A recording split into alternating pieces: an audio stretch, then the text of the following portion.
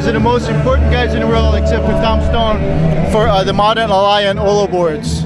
And Tom, since 2005, yep, has been making Alaia and Olo boards out of paulownia wood and other woods in Australia.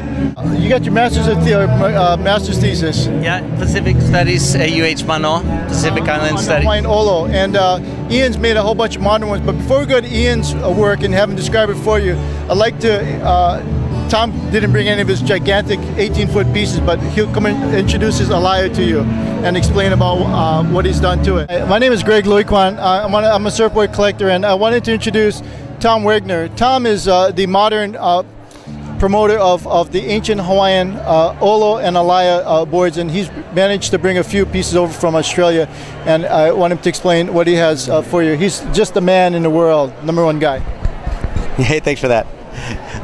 This is kind of the end of my evolution of the Alaia for this time, and it has the parabolic rail here, which you see in some of the photos of the ancients, or not the ancients, but from the 1800s.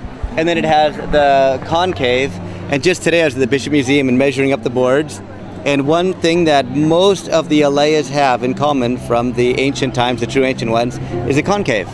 And so we're stoked to see that my evolution of designing these boards and finding out what works and what doesn't work actually parallels or is what the ancients had done. So I reinvented the wheel effectively, and that the ancients had the same squared off rails that work best, the concave, and very as thin as you can make it, which is gives you good flex.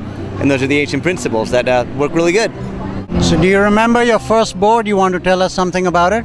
Well, the first Alaia I made was in 2004, 2005, and I made it for my 40th birthday, which I remember very well because it was March 5th, and we paddled it out, and I didn't think we'd actually be able to surf it, and my friend took off on a wave, and when we thought we'd slide towards shore into the rocks, he took off, he stood up, and he went across that wave faster than he could have ever gone on a finned board.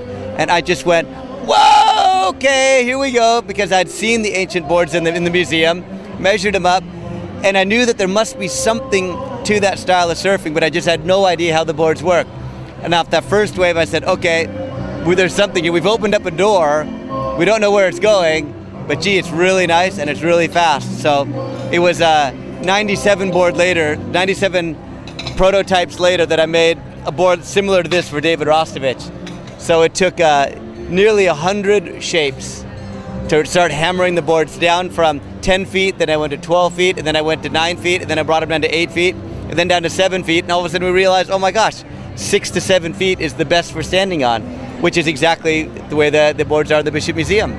So we went right back in time.